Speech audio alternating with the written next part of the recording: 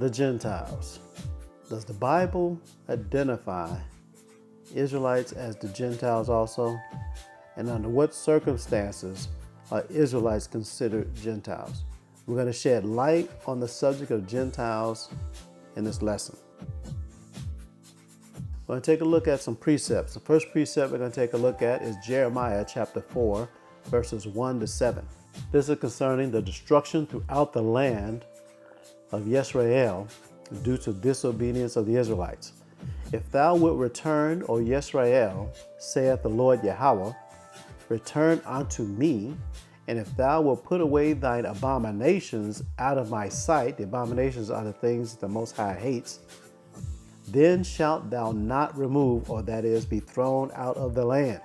Verse 2, and thou shalt swear the Lord Yahweh liveth in truth, in judgment, and in righteousness, and the nations shall bless themselves in him. Those nations we're talking about are the 12 tribes of Yisrael we see in verse 1. And in him, the Lord Yahweh, Bahashem Yahushua, shall they glory. For thus saith the Lord Yahweh to the men of Judah and Jerusalem, break up your fallow ground and sow not among thorns.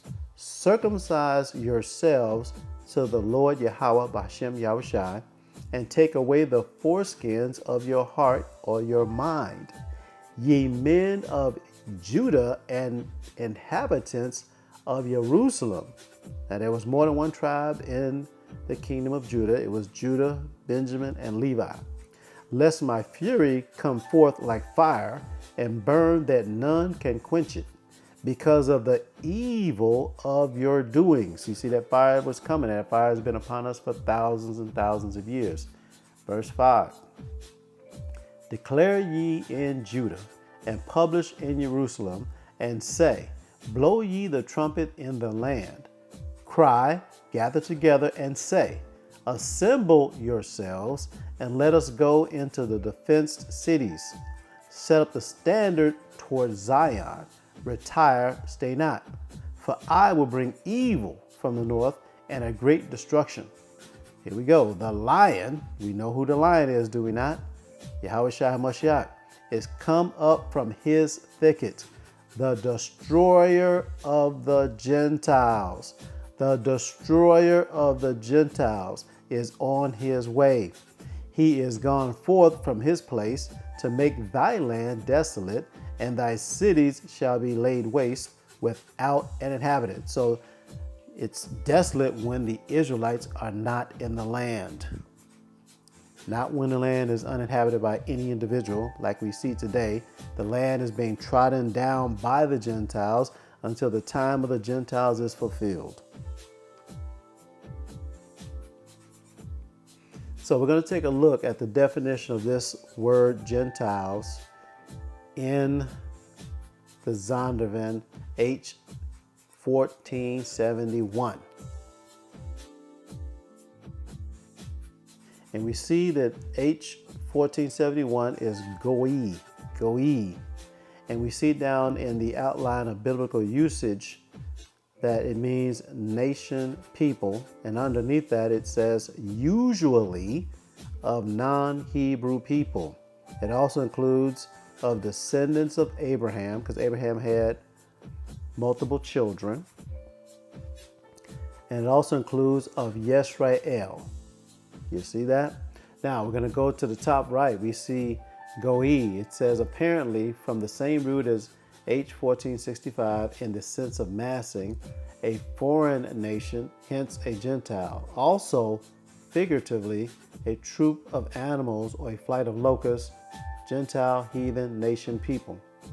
And the Jessenia's Hebrew Chaldee lexicon, we see highlighted in red, we'll get to the point. The word is general and used of the nations at large. Now look at this.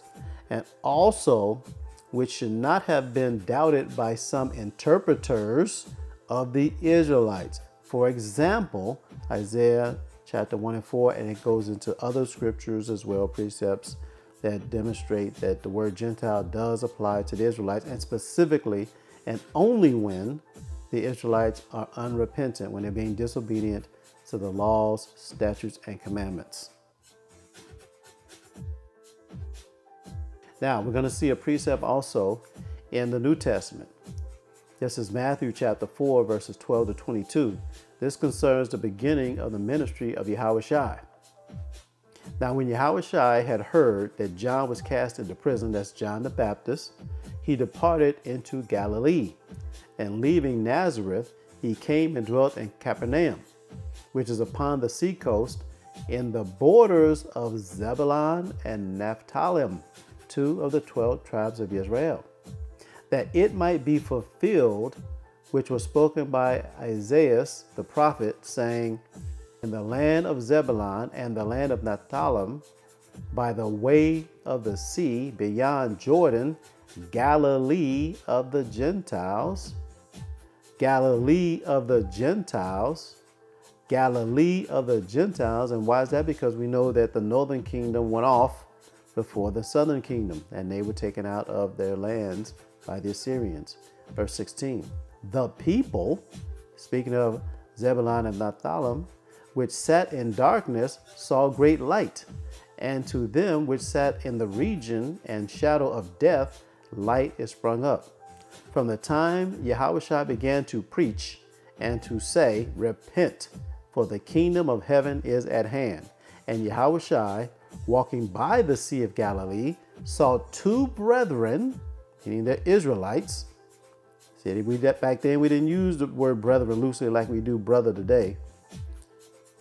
He saw two brethren, Simon called Peter and Andrew his brother, casting a net into the sea, for they were fishers. And he, Yahushua, said unto them, to Peter and Andrew, follow me, and I will make you fishers of men. And they straightway left their nets and followed him. And going on from thence, he saw other two brethren, James the son of Zebedee and John his brother, in a ship with Zebedee their father, mending their nets. And he called them. He called them the Israelites. He didn't call any Gentiles. And they immediately left the ship and their father and followed him, Yahushua Mashiach. So you see, this is the New Testament telling you that there were Israelites that were considered Gentiles, specifically in the land of Zebulun and Naphtali. So in summary, we read two precepts that identify unrepentant Israelites as Gentiles.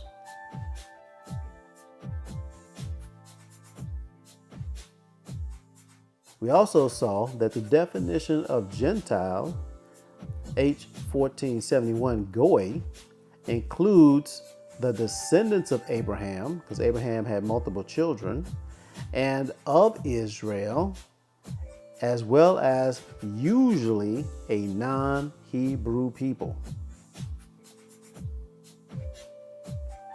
Now, we also saw the Israelites are also referred to as nations, 12 nations or 12 tribes of Yisrael. So, the Gentiles are Israelites that are unrepentant and non-Israelites. I leave you in the most capable hands of the Most High Yahweh, Hashem, Yahushua.